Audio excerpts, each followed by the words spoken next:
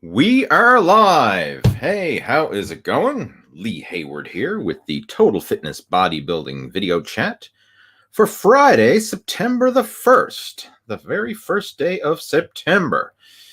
Summer is coming to a close. School is about to start, at least for us. I know in some parts it's already started.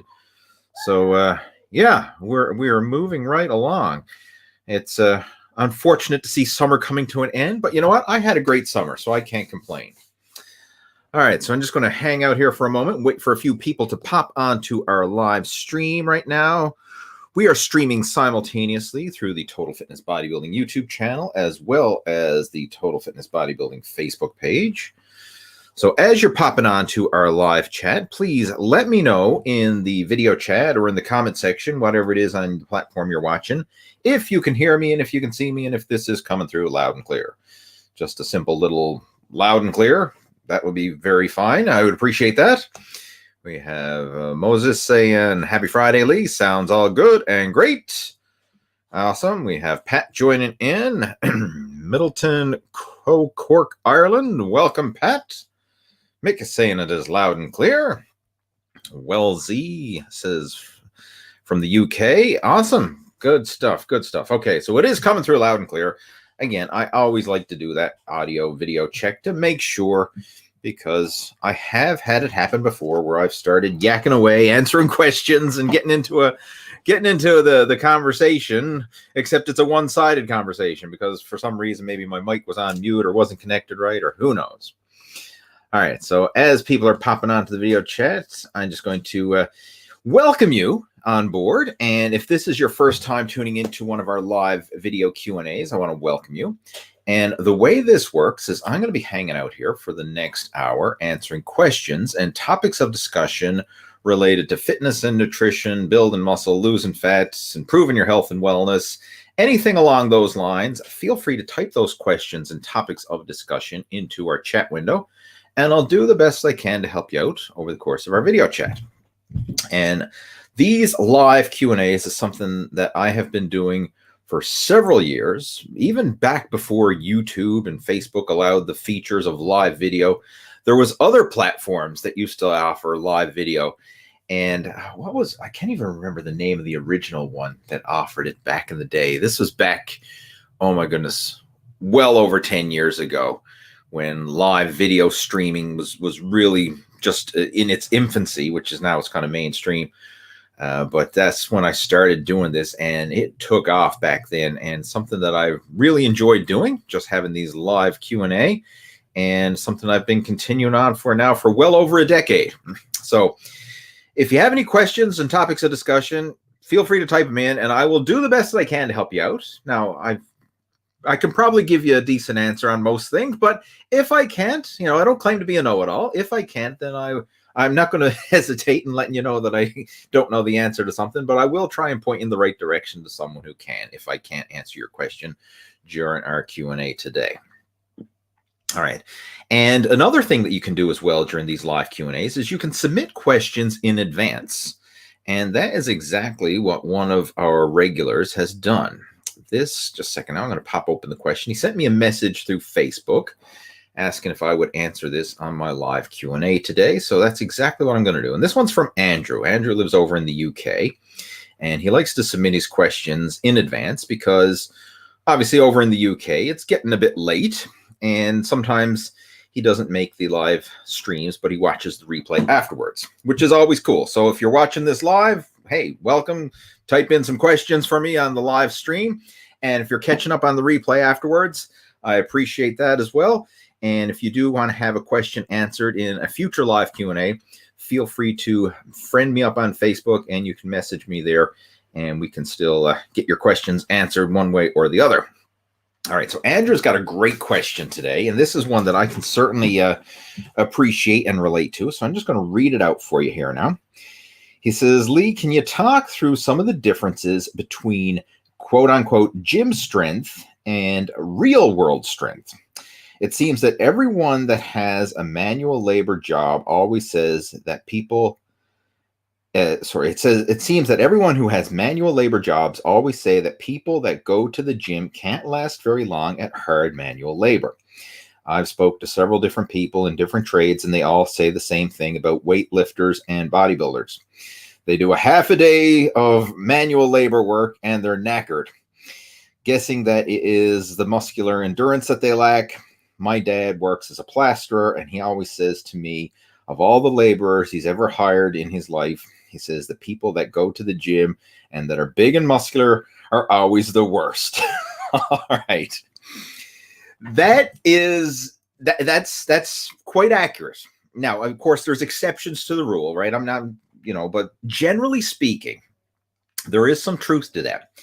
And I remember even back in the pumping iron days and reading about in some of the books and things and the stuff that Arnold wrote about back in the day, he used to say the same thing, that a lot of bodybuilders, they're lazy outside the gym. to put it blunt, when it comes to the workouts, the go into the gym and to lift hard and then, train to failure and push themselves for an hour or two. Yeah, they'll go in there and go all out. But when it comes to anything outside the gym, a lot of times they're lazy. And there's probably a couple reasons behind that. One is they're trying to conserve their energy for their recovery, for their workouts. Like a lot of guys have this mentality, like, I don't want to burn up too many calories. So I don't want to do never stand.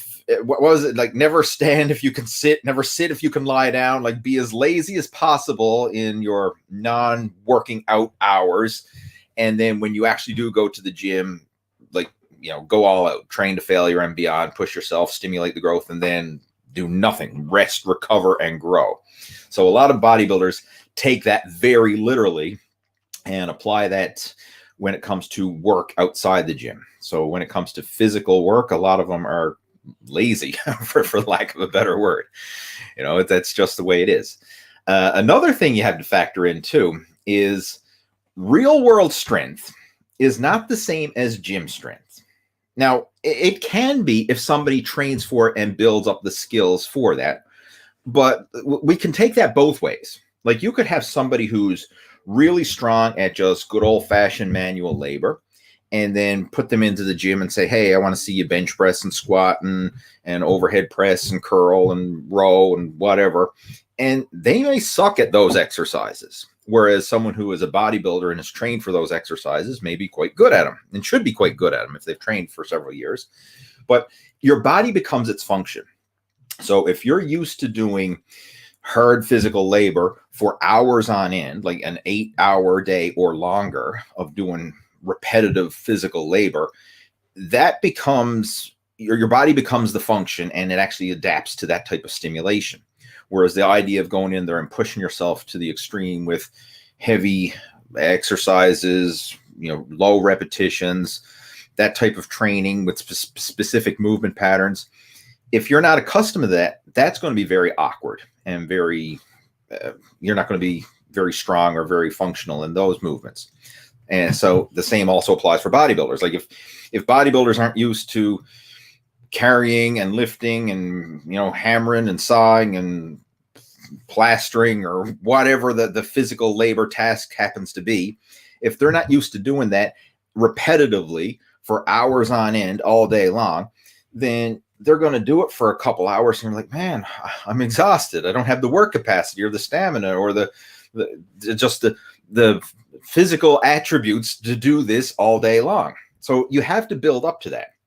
So there is a difference, right? There really is a difference. And I can relate to this because I know back in the day when I was really getting into bodybuilding and I was making some good progress in the gym.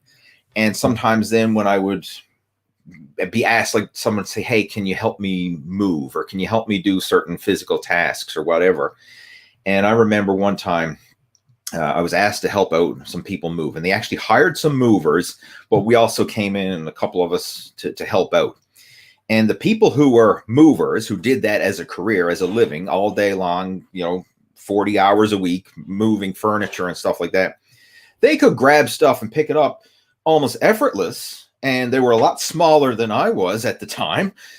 And I was thinking, oh, well, gee, they can pick that up effortlessly, and I should be able to pick that up effortless. And then when it came to moving the furniture and stuff, I found it so freaking heavy and awkward, and I just didn't have the coordination and the confidence like they did, whereas they'd pick up something almost effortlessly. Now, I'm sure vice versa, if we had them go into the gym and say, okay, we're going to, bench press, or we're going to do squats and exercises, like they probably couldn't do those exercises if they haven't trained for them. So it's different styles of exercise, different styles of strength. And this applies even, we can broaden this out over different sports. Like just because someone is a fantastic basketball player doesn't mean they're going to be a fantastic soccer player. Or just because someone is a fantastic swimmer doesn't mean they're going to be a fantastic runner. Like it's different sports. It's different muscles, different energy systems, different ways that you're using your body. So that applies in so many different areas. And again, real world strength and gym strength, different. This also applies within the sport of lifting and the gym itself, like bodybuilder strength versus powerlifter strength versus Olympic lifter strength. They all have their own unique strengths and attributes. And bodybuilders are probably good at hypertrophy type work, more time under tension and isolating the muscles, whereas powerlifters are good at heavy, low rep power moves. Olympic lifters are good at heavy, low rep explosive moves. So even within the sport of lifting weights, the strength can vary across the different sports. And so what you're noticing there is very true. Right. So that's kind of like my 2 cents worth on that question, but it's a good one that you brought up. Now, with that being said, could a bodybuilder get good at doing physical labor if he trained for it and spent the time? Yeah, he could certainly be good at it. Vice versa, could someone who is good at physical labor become a bodybuilder? Absolutely, if they train for it and put in the time. But it's not like you're going to be instantly good. It's not like your strength is just going to instantly carry over into different forms of strength. Because you're good at one thing doesn't automatically mean you're going to be good at something else. Just the same as I mentioned, like just because I'm a good basketball player doesn't mean I'm going to be automatically a good soccer player. Or just because I'm a good baseball player doesn't mean I'm going to be automatically a good tennis player. Like they're different sports. You have to train specifically for what you want to be good at. So hopefully that clarifies Andrew's question. And again, it's a good one for sure. All right, let's see what else we got there. Scrolling through here. TS, thank you for the support. Much appreciated. It says, Lee, I love the live streams and donate. I only get a 30-minute break on the 8th shift. I work in a supermarket. What's the best nutrition advice before I hit the gym at 10 p.m.? All right. I get a 30-minute break in an 8-hour shift. I work in a supermarket. What's the best nutrition advice before I hit the gym at 10? I don't know when your break is compared to the gym at 10, but ideally, you want to get something in your system at least a couple hours before. So if I was hitting the gym at 10, whether that's 10 p.m. or 10 a.m., for me, more likely it would be 10 a.m. I tend to do more morning workouts, but back in the day, I used to do a lot of evening workouts.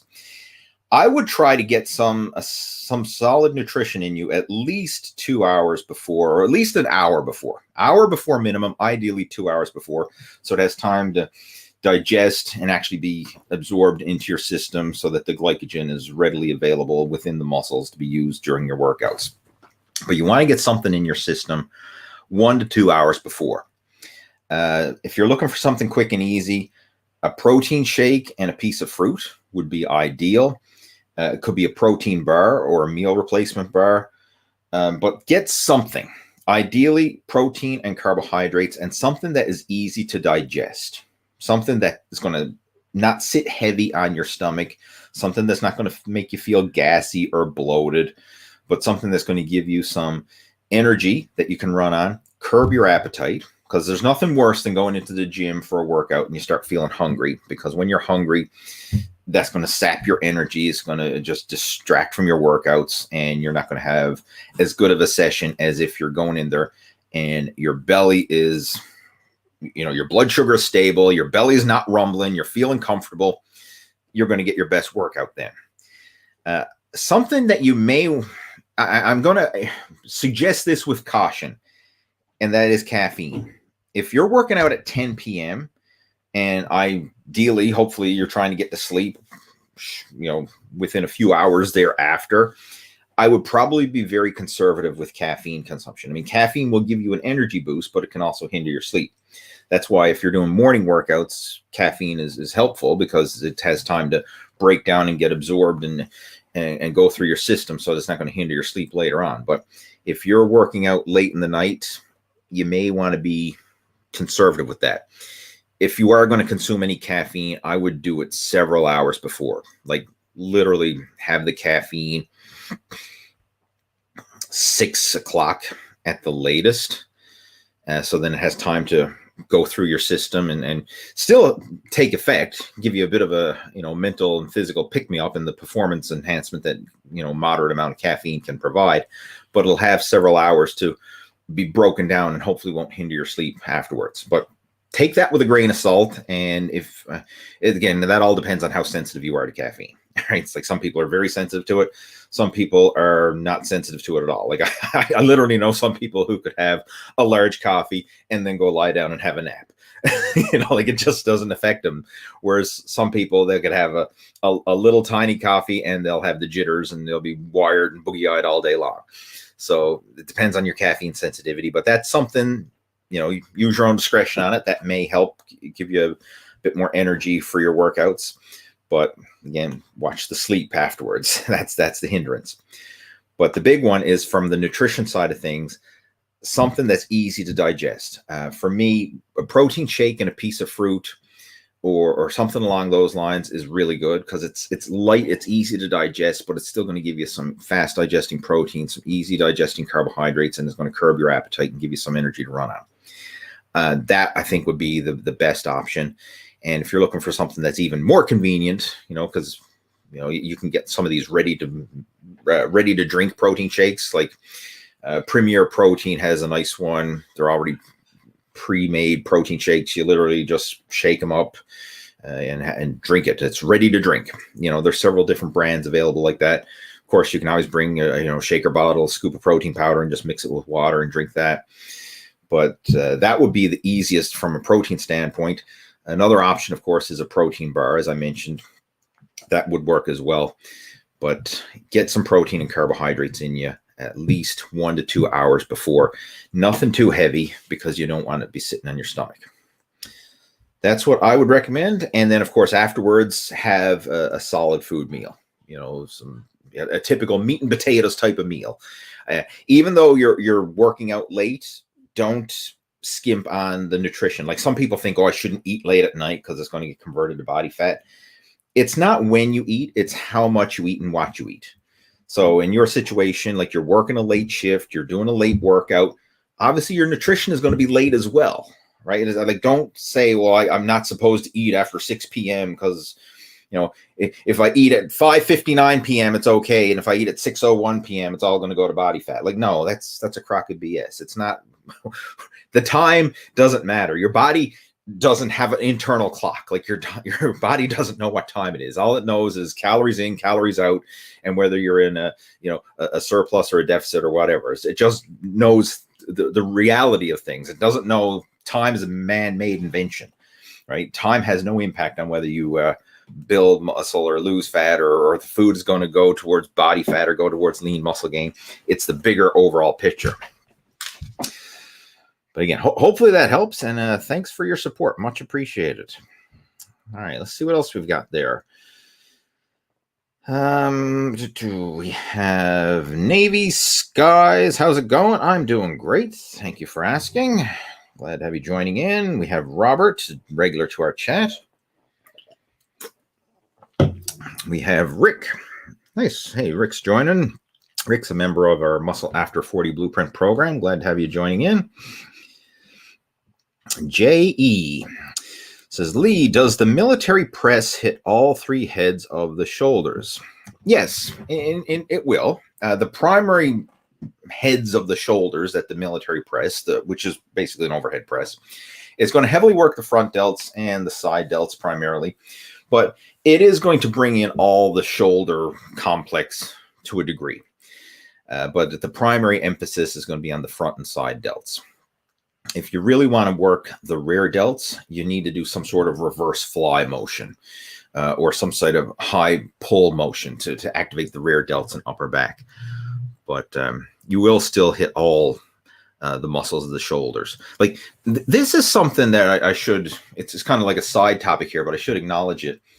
There's really no such thing as a true isolation exercise. Like anytime you do an exercise, there's multiple muscle groups coming into play, even if it's just a balance and stabilizer muscles. Like you can't just hit one muscle. Like a lot of people think, well, I'm going to isolate my pecs with a dumbbell fly, or I'm going to isolate my biceps with a concentration curl, or I'm going to isolate my side delts with a side lateral raise. I mean, that's where most of the emphasis is going to go, but there's going to be so many other muscle groups being pulled in as supporting and secondary and stabilizing muscles. So there's truly no such thing as a isolation exercise. You're still going to work multiple muscles. Same thing like the shoulder press. Like even though it's primarily hitting the front and side delts, you're also going to be hitting the rear delts. You're also going to be working the traps. You're going to be working the triceps. You're going to be working the forearms. You're going to be working the upper chest. All the muscles along your spinal rectors, your obliques, your core is going to come into play. Even your hips, your legs, and everything is going to come into play just to balance and stabilize your body in that movement. So it's not a true, you're not isolating just the shoulders. Like it's literally a total body movement. But the primary emphasis is on the shoulders. Like the emphasis that's actually going to stimulate muscle growth is in the shoulders. But so many other muscles are being brought into play as well. All right. What else we got there a second now? Moses is saying, your back and deadlift videos helped me reach a 495 pound, 5 plates per side deadlift as a PR, weighing 175 at 23 years old. Much appreciated. And you know what? That is a very respectable lift, right? 495. Like, I know my personal best ever was in the low 500. I think my personal best deadlift ever was 530-ish or something like that. So, I mean, you're knocking on the door and you're a lot smaller and younger than I was when I did that. So that's very freaking respectable, right? Again, congratulations. The only thing I'm going to caution, right? I got to throw that out there. Push yourself. I mean, make those PRs and everything else, but listen to your body, right? Because when you're pushing the limits and 1 rep max lifts, it's like walking on the razor's edge, right? Yeah, you can make progress, but if something goes wrong, you can fall off the other side. And it's so easy to get injured, especially when you are pushing heavy weights and low reps like that. So, I mean, I'm not saying don't do it, right? Still push yourself, but listen to your body and make sure that you're doing several progressively heavier warm-up sets. Like when you're doing 5 plates a side, like literally start off with 1 plate per side, then 2 plates, then 3 plates, and build it up. And maybe once you get to 3 plates, then you do like three plates and a quarter, then 4 plates and a quarter. Like build it up, multiple sets, building it up. And along the way, when you're doing those progressively heavier warm-up sets, if there's any doubt in your mind or something doesn't feel right, like you're doing it and like, oh man, my back just doesn't feel right, or my hips don't feel right, or I don't know, my hamstrings are cramping up a little bit, or like if there's any doubt, listen to that. That's your body's check engine light flashing, and don't ignore it, right? Don't tough it out, right? Like do those multiple progressively heavier warm-up sets. And if all is feeling good and you're feeling strong and you're powering up the weight, then yeah, you can go for a new PR or whatever it is that you're trying to do during that workout. But if at the same time, there's no shame in living to lift another day. Like let's just say you got your deadlift workout plan and you're hoping to break your PR, but you hit 405 on a set and you're like, oh, that just didn't feel right. There's no shame in calling it a day and say, you know what, I'm going to scrap that deadlift workout today, maybe do some other exercises instead and try again next week, right? Like that is sound advice. I know sometimes it's easy to say, but it's hard to apply because it's easy to get caught up in the moment and wanting to push the limits. But learning to lift live to lift another day. This is words of advice that I remember hearing from an elite level powerlifter that used to train at one of the gyms that I was working out at back in the day. And this particular guy was speaking from experience because he had been through the meat grinder for injuries. Like, he had torn both biceps, he blew out his patella tendons, and blah, blah, blah.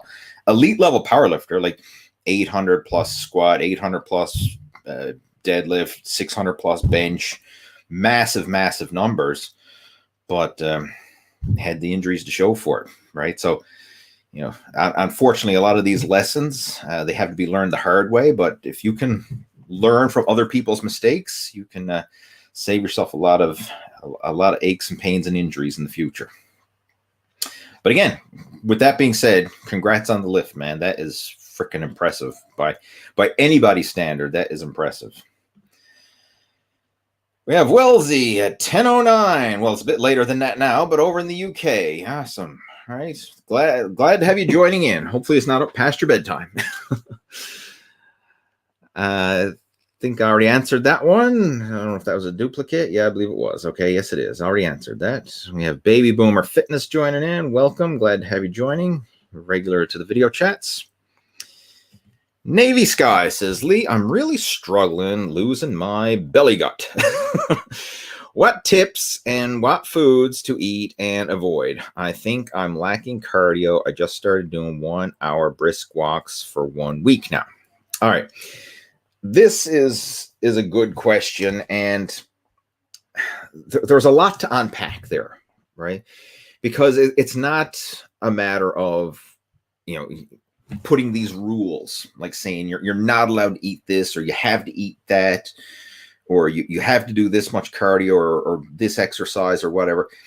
It's really, you have to zoom out and look at the big picture from the overall perspective.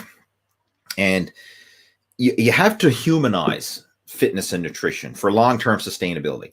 Like, a lot of times, if you go to, you know, you start searching bodybuilding diets or cutting diets, or you go to some, you know, a lot of times like bodybuilding contest prep coaches get into this, where they give you like your marching orders. They say, okay, here's your diet. It's boiled chicken, it's broccoli, and it's a cup of steamed rice.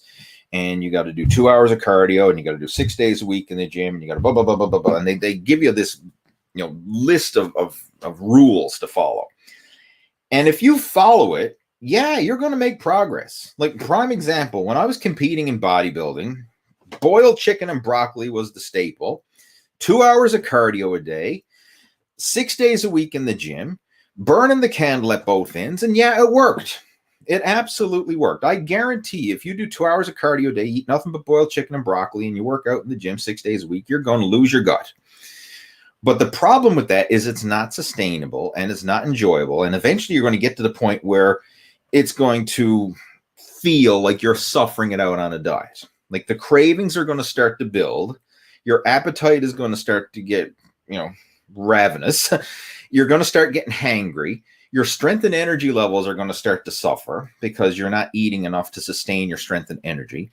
And the cravings for junk food and everything else, the temptation to cheat on your diet is just going to start to build and build and build. And the only thing that's going to be holding you on track is relying on grit and willpower. And willpower is a finite resource. We don't have endless amounts of willpower. It's not something that you can just never, ever run out of. Everybody is going to eventually hit their threshold where they say, screw it, F it. The juice ain't worth the squeeze anymore. I quit. I can't do this anymore.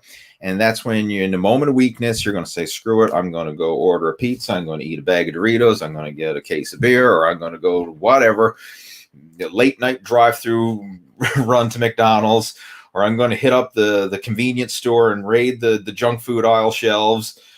Like, you're going to binge. And then once that happens, it's like, oh, I knew I couldn't do this. And then the you know, things just, the excrement hits the fan and things just fall off the rails. And I've done that over and over and over again as a competitive bodybuilder, right? In my years of competing, right, I've been competing since 1995, done 14 competitions in total. And that's what would happen. Now, in my case, because I had the competition looming over my head, that was the motivation. That was the deadline. Like, okay, I'm going to start my contest cutting diet, say like anywhere from 4 to 6 months out from the competition. And then I put on the blinders and I say, okay, for the next 4 to 6 months, and it all depended on how fat I was at the start of the diet, whether it was going to give myself 4 months or 6 months to cut. But whatever it is, let's just say it was 4 months. I'd say, okay, for the next 4 months, there's no cheat meals. There's no restaurants. There's no deviating from the program. It's just like a robot. Put on the blinders, just focus on, singularity of focus. And the only thing that kept me on track was knowing, like counting, like a kid counting down the days to Christmas or whatever. Like I'd be counting down the days to the competition. And then as soon as that contest was over, the placings were announced, the pictures were taken, and the results, and everything was said and done. Then it's like, okay, where's the all-you-can-eat buffet? Where's the ice cream shop? Where's the pizza place? Like, where's the bakery? Where's the cake and the cookies and the donuts? And like, where's all that shit that I've been craving in the last 4 months? And then I just go and binge. And months of dieting to try and lose the weight, only a few weeks of binge eating and letting yourself go to gain it all back. And that's the reality of yo-yo dieting. And that's what happens to most people. Now, for most people who go on yo-yo diets, they usually don't go to the extreme and actually hit their goal before they have their binge. Like they might suffer it out for a few weeks or maybe even a couple months or so, and then they go and have their binge. But for people who are motivated, like especially for competitive bodybuilders or someone who has something pressing where you're going to be in the spotlight. Like I'll give you another prime example, like people who diet because they have a wedding coming up. You see this one a lot. Like a lot of people, I want to look my best for my wedding because I'm going to be in front of everybody, and I don't want to be a fat slob. I want to look good in my photos, and I want to look good in my tuxedo, or a woman wants to look good in her dress, whatever. So they have the motivation, and they're going to be put in the spotlight, and that pressure keeps them on track. But once the pressure is off, once the wedding is done, the photos are taken, and everybody like, okay, you're married, big deal, get on with the rest of your life. Once that pressure is off, then you go back to your old habits again, right? And that's the problem with most diets, is it's a short-term thing. It has a start and an end date. And if it has a start and an end date, then the results are only temporary. You have to learn how to make lifestyle changes and fit in real-world scenarios so that you don't feel like you're suffering it out on a diet, right? You have to be able to factor it in and set it up so that you're doing just enough to make progress, but not enough that you feel like you're suffering it out. And this is a very fine line. And it's, again, this is what I refer to as humanizing your fitness and nutrition. And this is what we cover within the Muscle After 40 Blueprint. Like, it's not just another diet plan. We're saying, okay, you eat 6 ounces of chicken, you eat 2 cups of broccoli, and you do 2 hours of cardio, and like boop, boop, boop, boop, boop. No, it's like, how do you make the best decision in the moment and in your current circumstances? And how do you eat in real world situations? Like, how do you eat when you're at a restaurant? Or how do you eat when you're out to a family dinner, or when you're on vacation, or when you're traveling?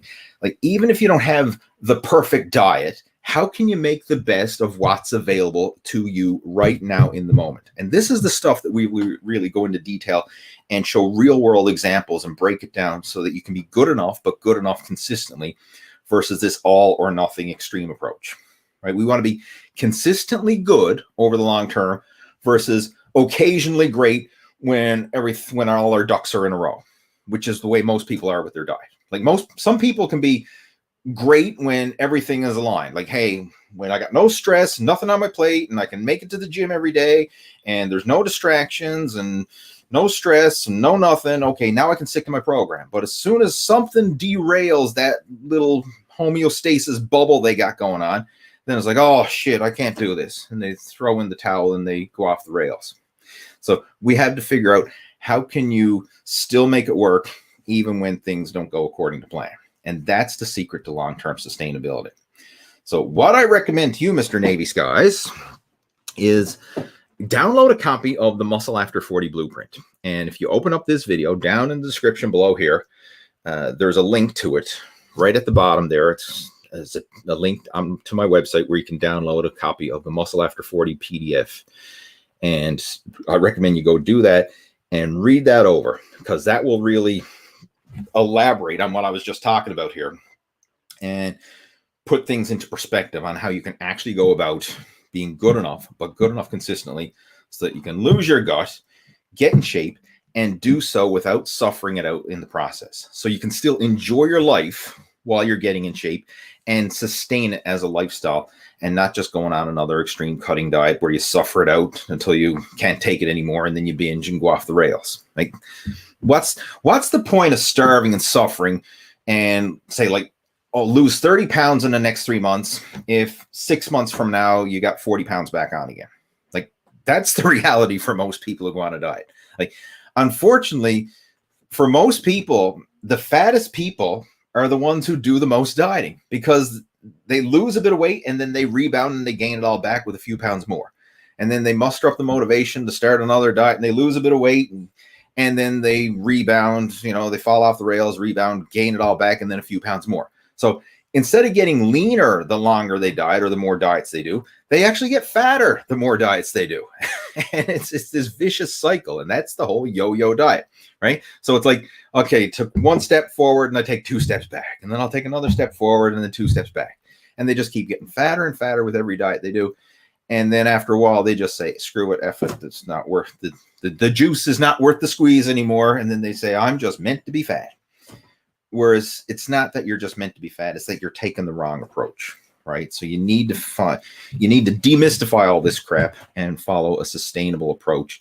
And it's not, you know, what foods do I have to avoid? What do I have to eliminate? What do I have to, you know, this strict marching order rule book. It's about how do you have this healthy, sustainable lifestyle approach. Now, with that being said, one thing that I will give you some practical takeaways right now, start with a reverse psychology approach. So instead of thinking, what do I need to avoid?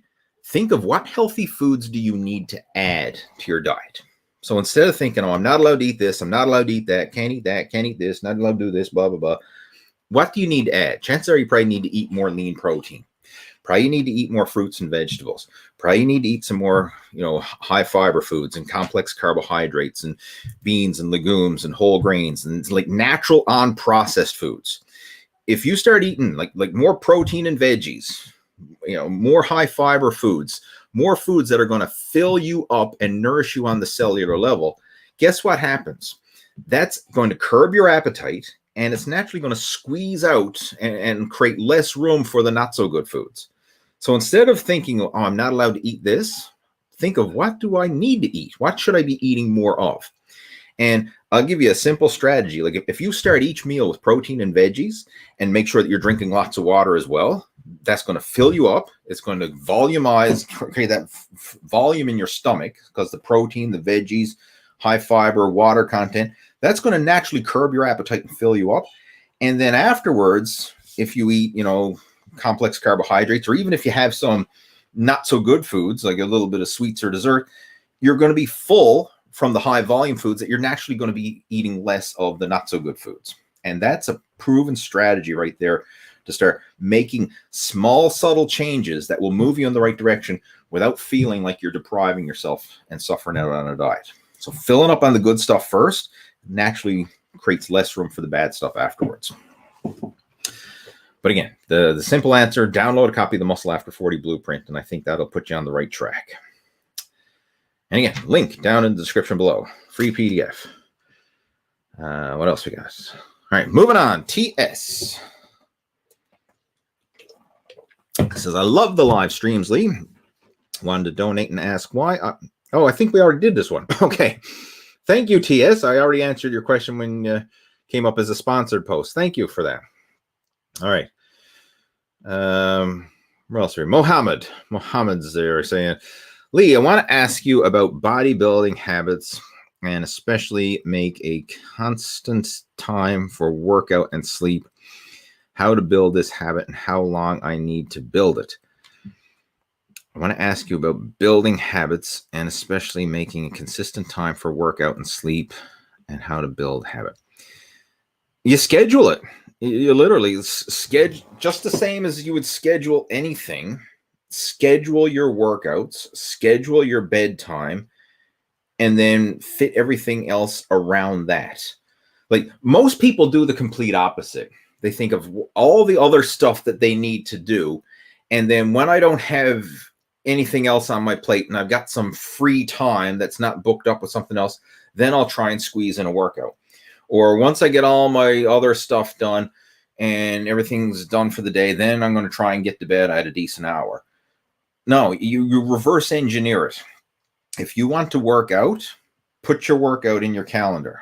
Like whatever calendar you have, like if you use Google Calendar or you got some calendar on your phone, or whether you just got a day planner or whatever, say like, hey, at whatever time it is, like just say it's first thing in the morning, right? Let's just say I'm going to work out at 6 a.m. Like maybe you get up extra early and you go get to the gym before you go to work for the day, or maybe you go do it on your lunch hour, or maybe you do it first thing after work on your way home.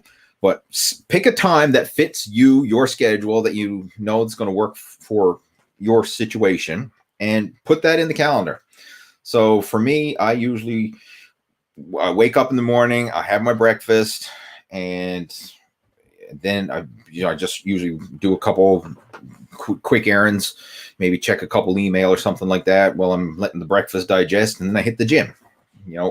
That's the typical time. Like for myself and my wife, we usually get to the gym between 9 and 10 o'clock. Now, where I'm self-employed and in control of my schedule, I have a little bit of leeway there. But if you have a set hours where you have to be at work and everything else, then plan that in. But schedule in your workout time, just the same as you'd schedule in any appointment. Like if you had a dentist appointment, are you just going to, I hope I can show up to the dentist sometime and make it? No, you put it in your calendar. You say, hey, I got a dentist appointment.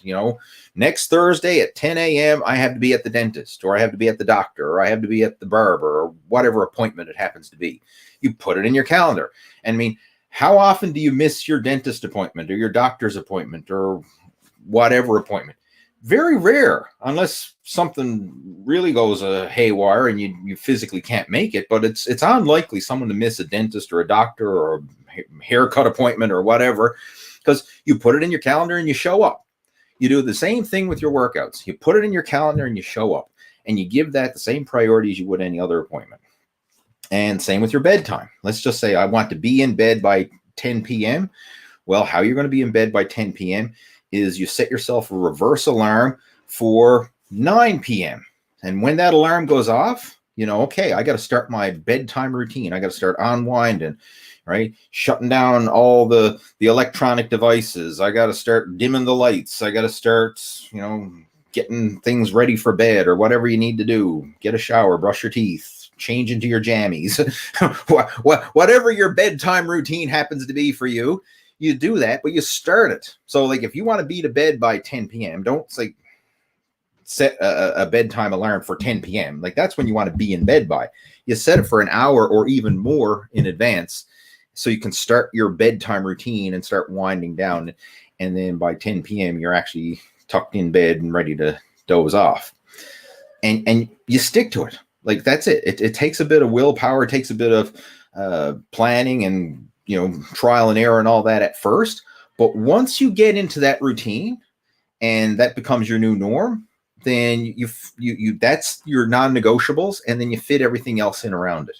Like I was having this conversation with Mike Brown, who's one of my top coaching students over on the Muscle After 40 Blueprint. And this is his strategy. Like he schedules his workouts in advance and then books everything else around his workouts. Like the workout is non-negotiable. Like he has them scheduled in each day that he's going to work out, the times he's going to work out. It's all booked into his calendar. And that time is not getting adjusted. Like if someone calls and say, hey, can you meet me for this? Or or if the doctor calls and say, hey, what time can we have an appointment or whatever? He fits it in around the workout. Like the workout's already on the calendar. Like that's non-negotiable. That's not changing. Boom, boom, boom. The workouts are there. He fits everything else in around that. And that's how he's so consistent with his training. And that's part of the reason why he's so successful with his progress. So you need to do the same thing for yourself. Put it in there, and that is your non-negotiable, and then adjust everything else around it accordingly. It's like you hear people say, oh, I don't have time to work out. Like nobody has time. You make time, right?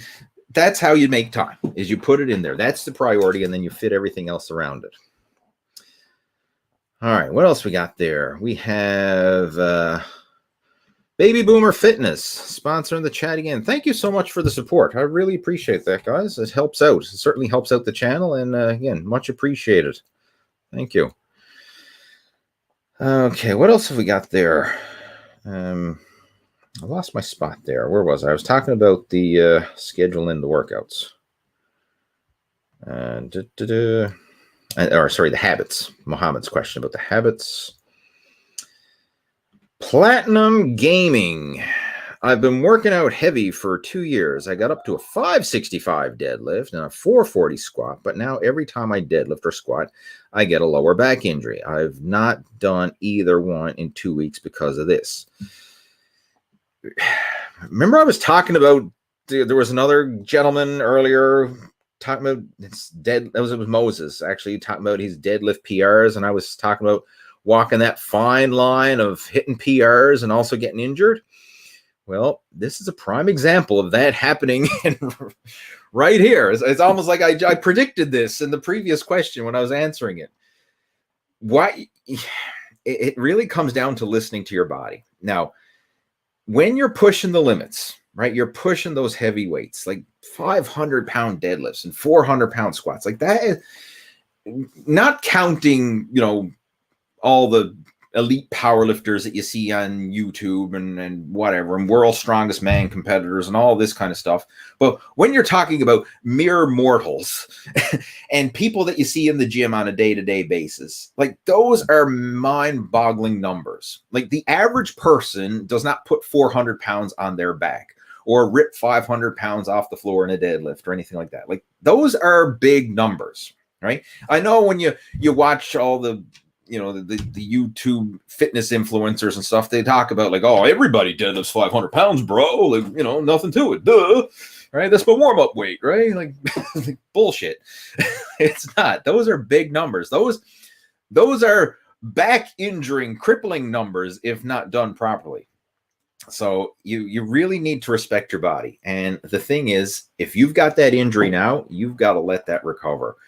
And personally, what I would do if I were in your situation, I would probably check out a chiropractor. I would probably look into a good physiotherapist, especially if it's a back injury, see a chiropractor. I mean, I would recommend seeing a chiropractor on a regular basis anyway, but they may be able to help you. I mean, it could be something minor, like maybe this just helping to align your back and relieve some of that nerve pain, because who knows what you got done? I mean, it may be just the discs and that are compressed, and there could be some nerve impingements that is causing that pain. Who knows? Again, this is not medical advice. This is just information advice, infotainment advice.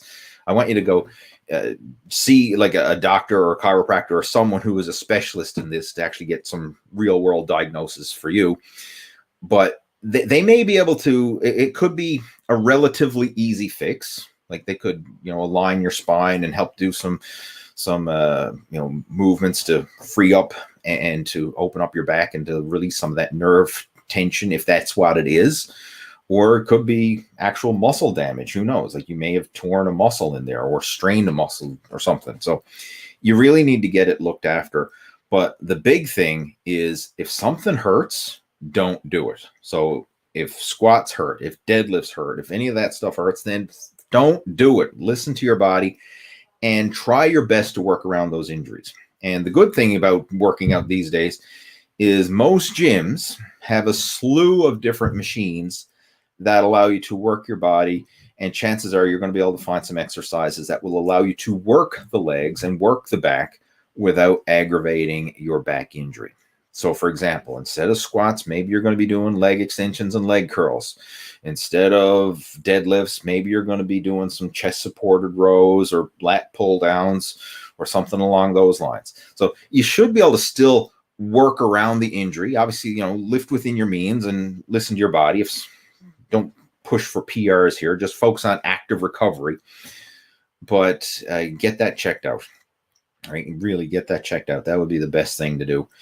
And give your body time to rest and recover. And depending on the degree of the injury, it's probably going to take a while to recover. And I'm speaking in a speculative tone here because I really don't know what you got done, right? I mean, I can't tell the degree or the severity of your injury from a YouTube comment. You need to see a professional for this.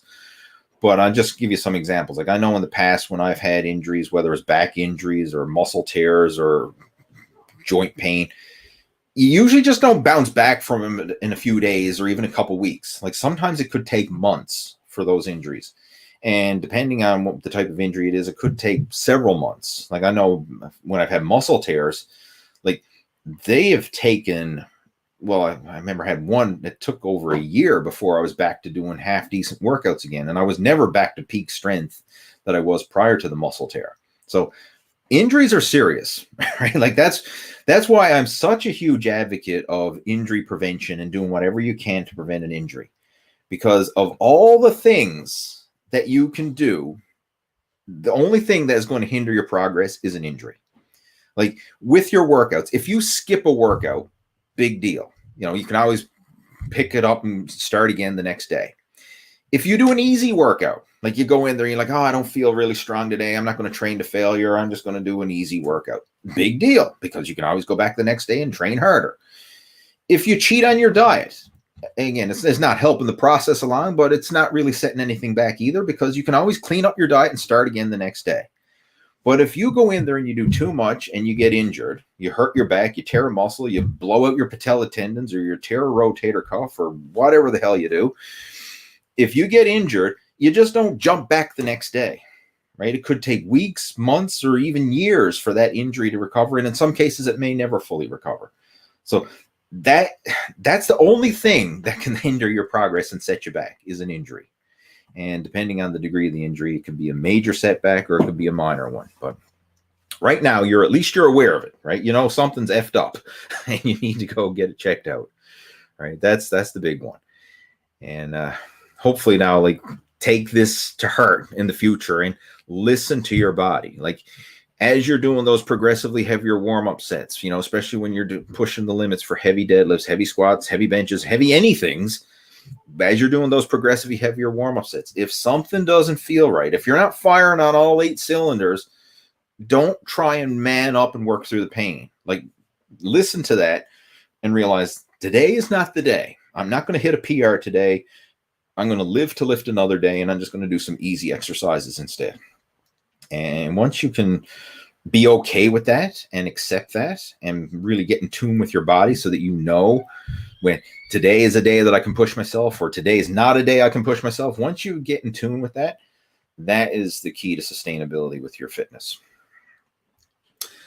All right, let's move on. Who else we got there? Robert is joining us. He says, does or could a sprint across the parking lot at Burger King 5 minutes before closing count as cardio? No, it does not. Moving on. First of all, sprint is not cardio. That was high intensity exercise, a sprint, right? Cardio is prolonged. There's nothing prolonged about sprinting for a burger at Burger King. All right, moving on. Andy's Kitchen Garden. Wow, okay. Wide grip versus narrow grip pull downs and seated rows. Which grip would you recommend for both exercises? All of the above. There's pros and cons to all the different grips. It's not like one is better, worse, right, wrong, good, bad. It's just hitting different areas of the back.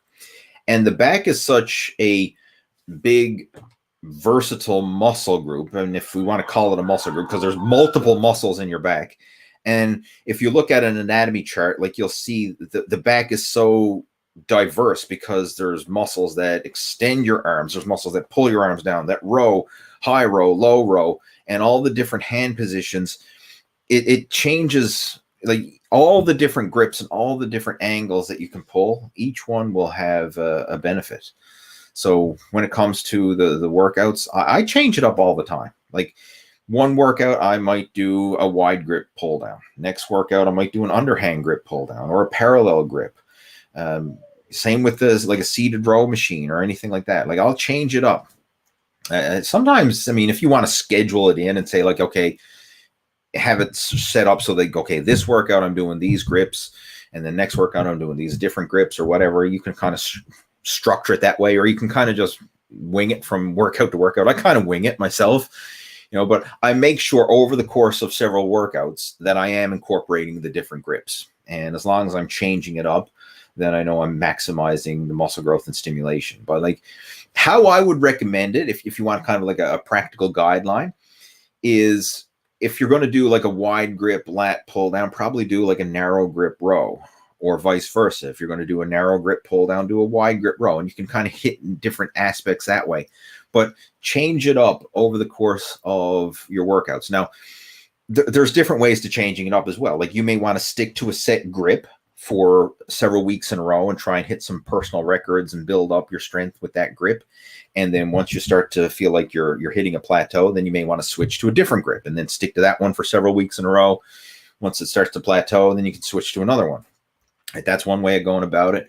Or you can just kind of randomly switch them up as you go. It really depends on how you want to go about it and how consistent you are with your workouts. But bottom line, there's advantages to all the different grips.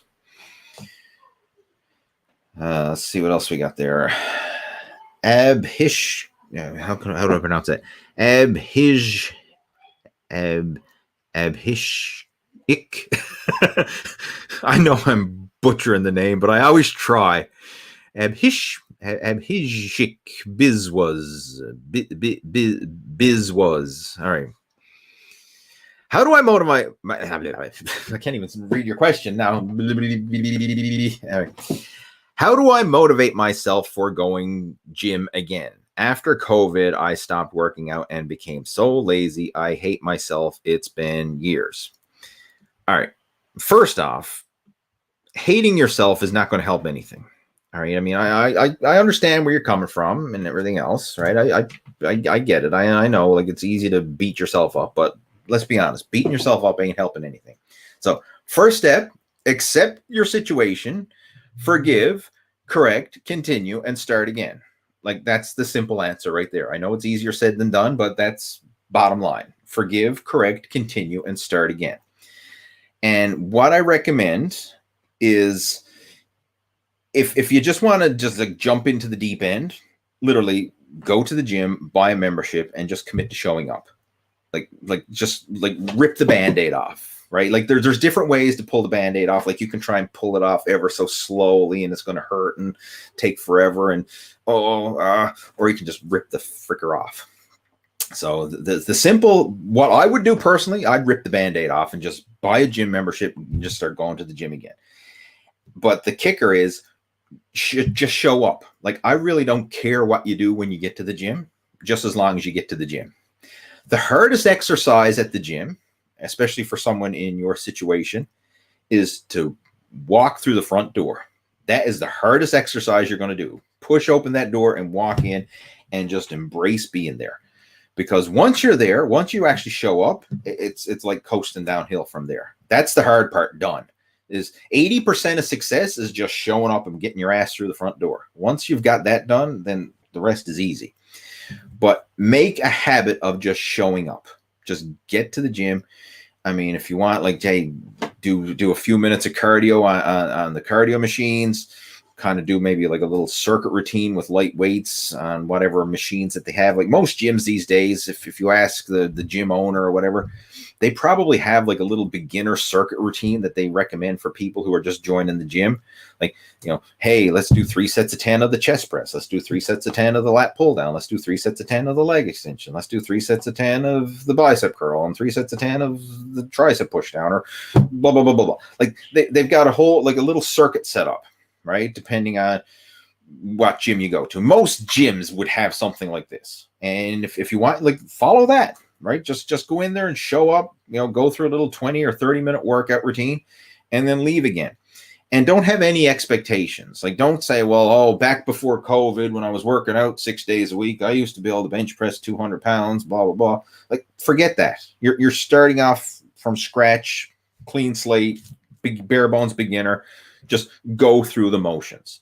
Give yourself permission to go through the motions. And then all you have to do is show up, go through the motions, say like 3 days a week, every other day, Monday, Wednesday, Friday, or however you want to schedule it in, but like day on, day off, day on, day off. Show up to the gym And then all you have to do is like each week, try and do a little better than you did the week before. So like, let's just say you did your chest press with 3 sets of 10 with 50 pounds this week. Next week, either do the same weight for 11 reps or probably add 5 pounds to the stack and do the same repetitions with 5 pounds heavier. Like just little baby steps of progress and let it build up week by week. And don't put any pressure or expectation on yourself other than show up and each week try and see some form of progress over the week before. And if you do that week after week, month after month, before you know it, you're going to start to bounce back and it's going to get easier. Like the first workout is going to suck. It's going to be the hardest workout. Second time, it's like, oh, it's not so bad. I've been here before. Then third and fourth and fifth and everything else, it's going to get easier. And then once you've been doing it for a month, then it's going to start to become a routine and you're actually going to start to enjoy it. But you got to get over that initial hump. And unfortunately, for most people who start a fitness program, they never get past that initial hump. They're always in that beginner trying to get started phase. And they never get to the point where they have the momentum and they actually enjoy the process. They're always in this start and struggle and, oh, I don't feel like going today. I don't want to go. And then I'm busy. I'm tired. I'm making up an excuse and I'm not going to go today. And then they always have that hurdle that, whereas once you get to the point where this is who you are, this is what you do, and you just do it anyway, then it becomes easy. And I'll give you an analogy that makes sense of this. Think of going to your job, or for those of you who are students, think of going to school. Like, do you wake up and on any given morning and say, you know what, I really don't feel like going to work today, but I'm going to go anyway because it's who I am. It's what I do. It's what I have to do. That's it. Like, even though, you know, I'd like to hit the snooze button and stay home and sleep in, I got to get my ass to work, right? I got to pay the bills. I got to keep a roof over my head, food on the table. I got a family to support. This is who I am. This is what I do. So I'm going to go to work today. You just do it because that's who you are and what you do. Your workouts have to have that same priority because this is your body. This is your health, your fitness. I mean, this is the most important thing you have, right? Without your health, nothing else matters. So you have to put your workouts at least on the same level of priority as you would your career. Like, if it's not, like, what's the point? Like, you could have all the money and wealth and success in the world, but if you don't have your health, then it ain't going to mean much. Right? Like, who cares if you're the richest man in the graveyard? Right? Like, that doesn't mean much. So you have to prioritize your health and fitness. Like, that should be at least a top priority in your life. I'm not saying it has to be the only priority, but it should be up there, right? You know, it should be up at the top of the scale. And once you get to the point where this is who you are, this is what you do, and you don't, am I going to work out today? No, I don't feel like it. I don't think I'm going to work out today. Maybe. Well, no, I'll do it tomorrow, or I'll start again on Monday. No, I'll start again on Monday. Like, if you have that mentality, so I'm going to start again on Monday, like, no, start now. Start today or start tomorrow morning. Like, don't put it off. Start ASAP. And once you get into that routine, then the decision is made. Like, once that becomes who you are and what you do, that's one less decision, because it's not like, am I going to work out today? It's like, no, I'm going to work out today. Just the same as like when you wake up in the morning and it's a work day and you have to go to work. You don't sit around and debate, am I going to go to work? No, I don't think I'm going to go to work. I don't really feel like going to work. No, I don't think I'm going to work. Will my boss fire me if I don't go to work? You just fucking go to work. Excuse the French, but you just go to work. Same thing with your workouts. You just go to the gym and work out. Once you get to that point, the decision's made. There is no decision. It's just, I'm going to do it. That's it, right? I'm going to show up and get the job done. And once you get to that stage, then it's easy. But it's in this wallowing in self-pity and, oh, I hate myself. I haven't worked out in so long. I don't know. How do I start again? I just rip the Band-Aid off and do it. Like, seriously, just rip the Band-Aid off and just go. But give yourself permission to just go through the motions. Like, there's no expectations. You're not competing against anybody. Like, nobody cares how much weight you're lifting. And that's another thing. Like, people, when they're starting the gym, they're like, oh, what are people going to think of me? Like, are they going to think I'm fat? Are they going to think I'm weak? Or like, are they going to look at me and say, like, that guy doesn't know what he's doing? Or everybody is so stuck in their own head in the gym. Like, they don't even see what you're doing. Seriously. everyone is so self-conscious and worried about themselves. They're not worried about what you're doing or what anybody else is doing, right? We're all in our own little bubble. And like even someone for thinking that is in their own little bubble because they're like, oh, what's everyone going to think of me? Nobody's thinking of you. They're all in the same situation. They're in the gym thinking, what's everyone thinking of me? What's everyone thinking of me? Nobody's freaking thinking of anybody else but themselves. So like, don't use that as an excuse. Like, oh, I'm afraid that I'm not going to look good, or people are going to think don't know what I'm doing, or nobody gives a shit what you're doing. Just go in there and do your thing, right? And there is no competition. You just show up for yourself and do it. All right. I'm beating a dead horse here. Anyway, moving on. Actually, no, I'm not going to move on. I'm going to give you one more final piece of advice. If you need some help and you're really struggling with this, and like what I said kind of resonates, but you're still debating whether you're going to start or not, I want you to head over to my blog at leehayward.com. And I've got an article that I wrote talking about no time for exercise. Start with 10 minutes. Let me see if I can find. I got the link here. I'm going to post it in our video chat window there. This was what I literally did myself when I fell off the rails a few years back. And the reason I can speak about this is because I've made the freaking mistakes myself. But I just posted it to our chat window there. This is how I got my ass back in gear after I fell off the rails, got the quote unquote dad bod and was really struggling. So I just posted a link there in the video chat. You can go check it out.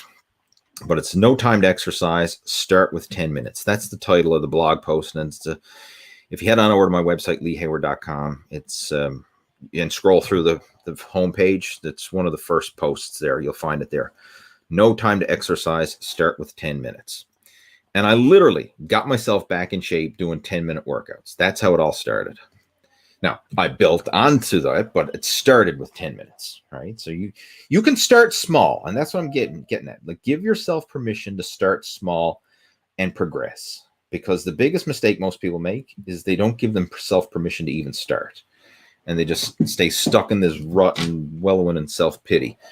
Like, you gotta get off your ass and do something. Now, it doesn't have to be a lot, but you got to do something. Something's better than nothing. All right, moving on. We got Roshan joining in. Hey, how's it going? Neil is joining in. Saying, good morning, Lee. I've been working nights for almost 2 years now, still consistently lifting, eating right, and have tried 3 grams of melatonin before I sleep on working days. Is melatonin good long term? A lot of people do use melatonin. I personally supplement with melatonin. What I take is it's actually it's called Super Sleep. I get it. It's Weber Nutritionals. I'll share the link. I get it from Costco. I'm just going to get the link there for you. Costco.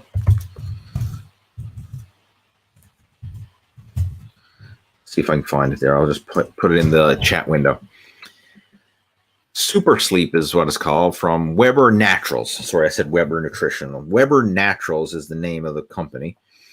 But what it has, it's got melatonin, it has L-theanine, and 5-HTP. And it just helps create a sense of relaxation and helps, set the mood for a good night's sleep.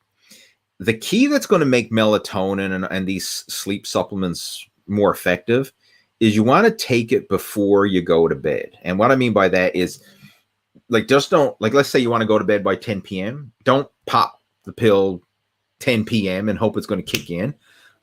Take it at 8 p.m. and give it a couple hours to get into your system and start working. Because that's the way melatonin and these hormones work, is as it gets dark, your body starts to release melatonin, and it starts to build up into your system. And then over the course of the evening, you start to feel sleepy and drowsy and you want to go to sleep. It's not just like an on and off switch. It's something that builds up. Now, the problem with us in modern society is we got lights and computers and televisions and all this electronic stimulus that screws up your natural melatonin. Like if you were out in the woods camping with no electronics and you were just relying on natural sunlight, it's easy to fall asleep because as the sun sets, it just creates that natural relaxation. The melatonin starts to kick in and everything else. And you just, when it gets dark, you naturally want to relax and go to sleep.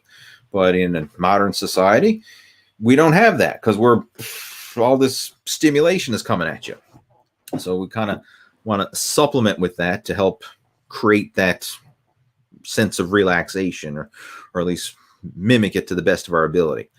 So that's something that you can check out. Again, I'm going to post a link to that one. This is the one that I use personally. It's just this is a link from Costco's page.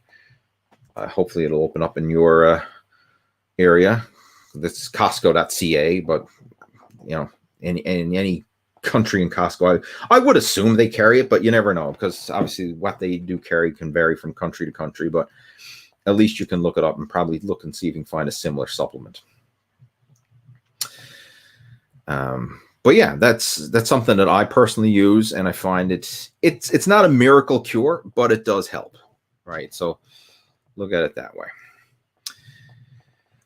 What else? With that being said, to help aid with the whole sleep process, I mentioned this to someone earlier with creating the habits. Setting a reverse alarm. This is something that's very powerful. A couple hours before you want to go to bed, have an alarm on your phone go off. So again, say you want to go to bed at 10 p.m., at least 9 or even 8 p.m., have that alarm go off, and then start your bedtime routine.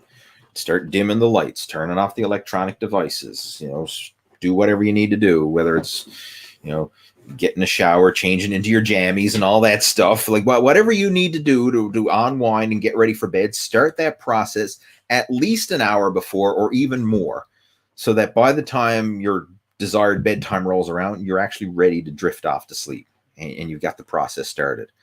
Whereas most people, we're on the computer, or we're watching Netflix episodes, or we're scrolling through YouTube videos like this, which I know some people are, and it's probably past 10 p.m. and you're still watching me on YouTube. So this is kind of disrupting your sleep. You can always watch the replay instead if you want.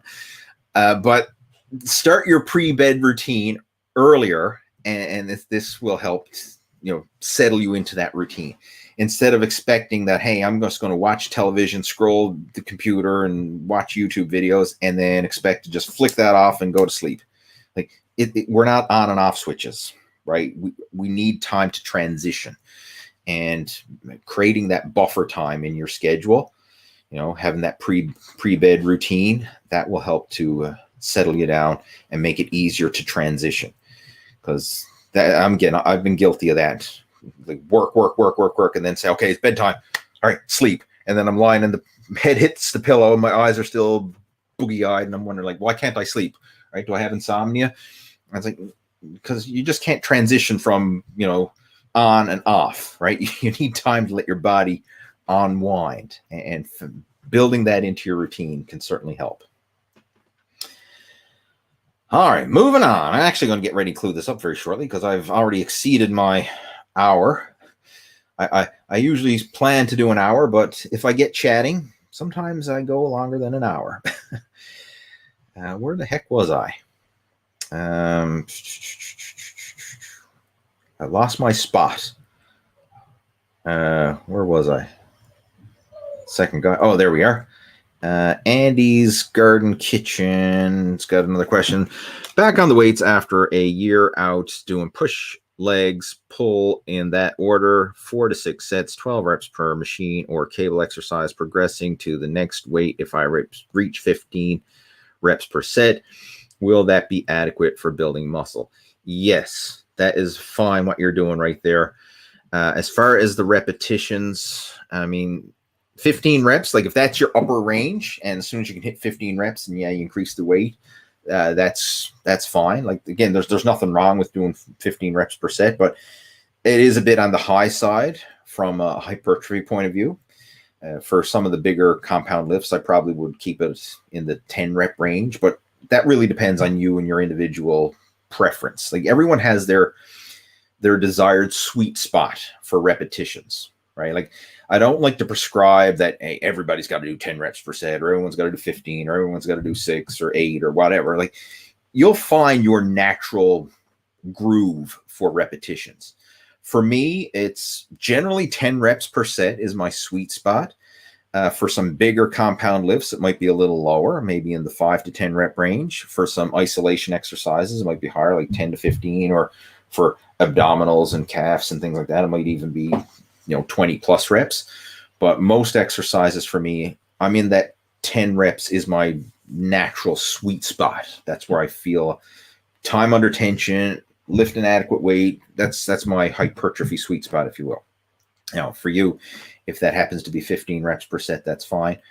But the key is the consistency and the gradual progressive overload over time, right? That's the key right there. The biggest one, of course, is the consistency, right? Consistency over intensity, right? You can't build what you're not consistent with. So if that's working for you, I mean, you say you've been doing it now for over a year, back on the weights after over a year out. Okay, wait now. Okay, you're back on the weights after a year. That's what you don't want. That's what you want to avoid. The year out, right? Like this on and off again, that's what kills progress. It's not the set, the rep pattern, the workout split, the whatever. Like everyone saying, hey, should I do push-pull leg? Should I do a bro split? Should I do total body? Should I do upper lower? Should I do something else? It's not the split. It's not the set and reps. It's not how many exercises or whatever. It's, are you consistent? Because I don't care what program you follow. As long as you're following it consistently, it's going to produce better results than another program that's not followed consistently. Like the on and off program never produces long-term results, because whatever progress you make when you're on, you're going to lose when you're off. And it's amazing how fast your body can decondition. You will lose muscle a lot faster when you're off than it takes you to gain it when you're on. So consistency is the most important thing. If you get nothing else out of it, consistency. So I would much rather you take a simple, conservative, 3 days per week, moderate approach, but be consistent with that simple, conservative 3 days per week, moderate approach, and do it week in, week out, month in, month out, year in, year out, versus going on some hardcore bodybuilding split routine that you can only follow for a few weeks at a time, and then you're taking a few weeks off, and then a few weeks on, and a few weeks off, and then a month on, month off, and on and off doesn't work. Like on and off does not work. It's what you can do consistently, week in, week out, over the long term. That's what's going to work. So the big thing, this time next year, I don't want you to say, I'm back on the weights after so long out. Like, no. I want you to say, you know what? I've been consistent for the past year. Like, I have not missed a week of training in over a year. And if you can say that, you will be bigger, stronger, and in way better shape this time next year than you are right now, regardless of what program you follow, right? It's the consistency over the intensity. Now, once you've got that nailed, you're in the gym, you're consistent. There's no debating whether you're going to show up or not. I think that's the decision is made. You show up, done. Then that's when all the nitty gritty details, like, okay, how can I optimize the set and rep pattern? How can I optimize the workout split? That's when that matters. But in the initial phase, when you're just trying to lay that foundation and get consistent, anything you do will work as long as you're consistent, right? So consistency over intensity, that's the most important thing, right? Come back after you've been doing this for at least 3 months or 4 months nonstop, and then we can see if we need to change or optimize what you're doing. But get that consistency in first. Who else? We have Space Battleship Alex is joining us. Hey, how's it going? We have N. Smitty says, Lee, it's me again. I was on a binge of fitness for a while, but as of last week, I've lost the energy to work out as much. Any hits to keep motivated for activity? I kind of addressed some of those things earlier, so I'm not going to really rehash what I said, but that link that I mentioned and I posted, the 10 minutes to no time to exercise, 10 minutes, start with 10 minutes, I should say. That would be a good one. And then if you haven't already done so, go back and read or go back and watch the replay where I was answering this question about how to motivate yourself for going to the gym again. I did a big old long rant on that, so I'm not going to rehash what I just said there. But hopefully you caught that and you got some benefit from it. Baby Boomer Fitness, thanks for all your advice. You're welcome. Glad you appreciate it. Also, another is working out 3 times a week, 40 or so minutes hard at each. 40 or so minutes each hard at it hit enough. I've still been watching calories and I suppose to be at deficit, but I'm not hardly losing anything. All right. First off, calories, calculators, and all this stuff, they're just an educated guess. All right. So you may not, like, just because the calories calculator says, hey, you need to consume 2,123 calories, your actual caloric intake may be higher or lower, or your actual caloric needs may be higher and lower.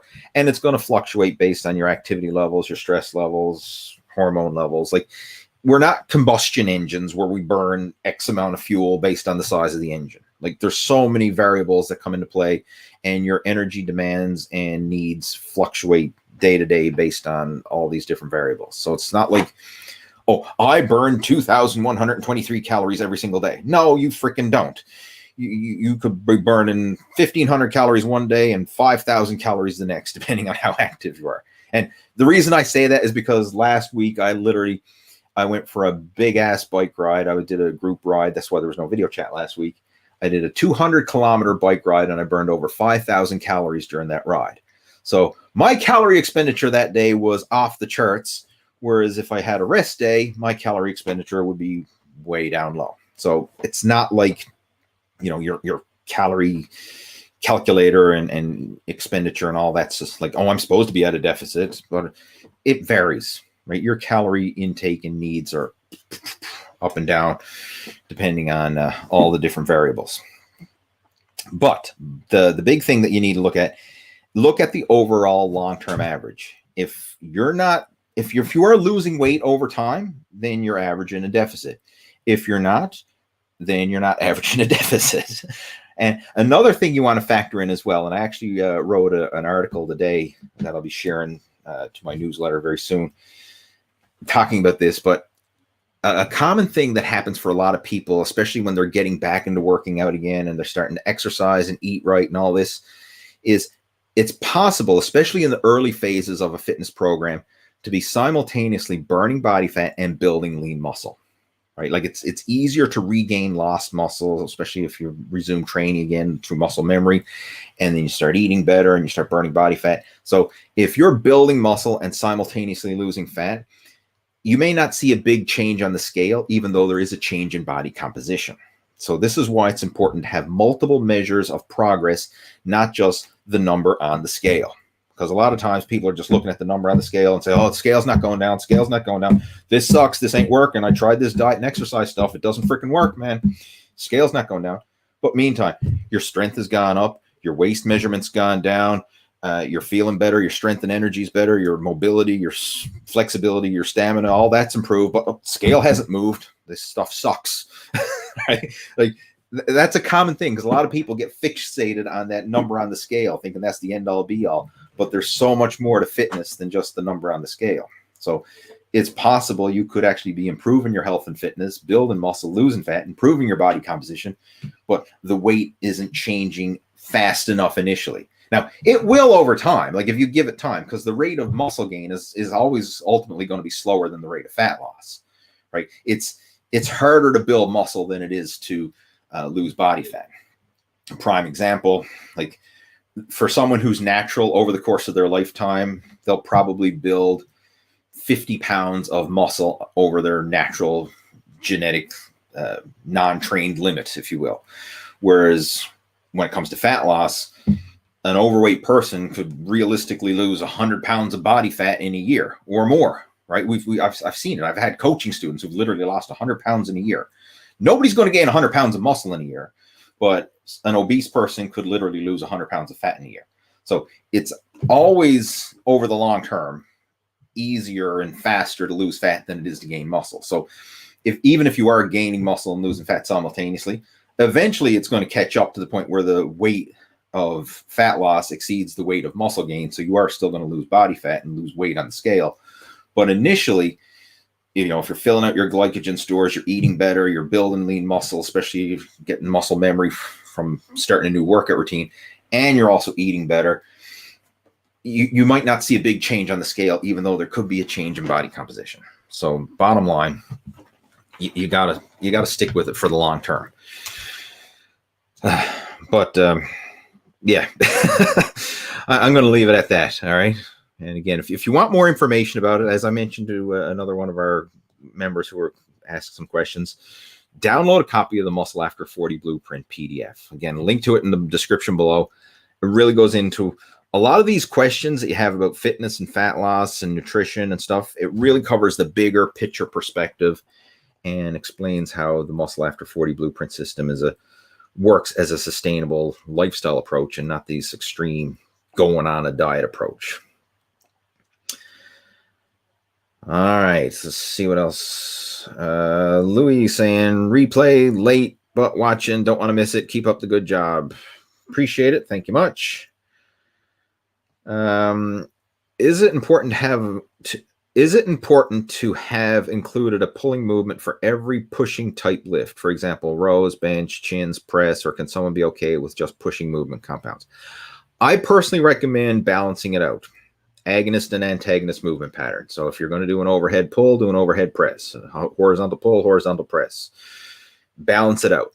If you get into an imbalance where there's more pressing movements than rowing movements, you're going to create imbalances. And it's not going to happen initially, but over time, this is what can lead to like joint pain, rotator cuff issues, shoulder issues, and all that. Because this is the common thing for a lot of newbies, right? They say, like, I just want to have the show off muscles. I want to have the chest, the abs, the biceps. What I can see when I look in the mirror, those are the muscles I'm going to train. All right? I can't see my back when I look in the mirror, so I'm not even going to train that. Can't see my legs as long as I'm wearing long sweatpants, so I'm not going to train those. I just want chest, arms, and abs, right? So those are the muscles they train. And then next thing you know, they create this imbalanced physique, and very often can lead to injuries and joint pains and problems and imbalances. So start right from the get-go, including well-balanced workouts. And that's my default template. I always do agonist and antagonist movement patterns. So if I do a pull down, I follow it up with a shoulder press. If I do a chest press, I follow it up with a horizontal row. If I do a leg extension, I do a leg curl. If I do a bicep curl, I do a tricep extension. If I do a chest fly, I do a reverse fly. I always work opposing movement patterns. And by doing that, it minimizes your risk of injury, and it also builds a better, well-balanced physique. So that's a good habit to get into, right? And why wouldn't you? Like, why would you want to have an imbalanced physique from the get-go, right? Right. I always think of balance and proportion. There's a saying in bodybuilding and powerlifting and all that. Like in bodybuilding, the saying is the contest is won from the back. In powerlifting, the saying is a strong man is strong from the back. Like, don't neglect your back. Right. Bottom line, like a lot of guys get into that rut of neglecting it, and then it comes back to haunt you later on. So get started from the get-go of training everything in balance and proportion, especially the muscles that you can't see, i.e. the back, the legs, that stuff. Right. Train that, and that's going to serve you well into the future. We still got a couple of questions there, but I'm going to, Jesus, they're still coming through. All right. A couple more. I know I've already gone almost an hour and a half. Where was I to?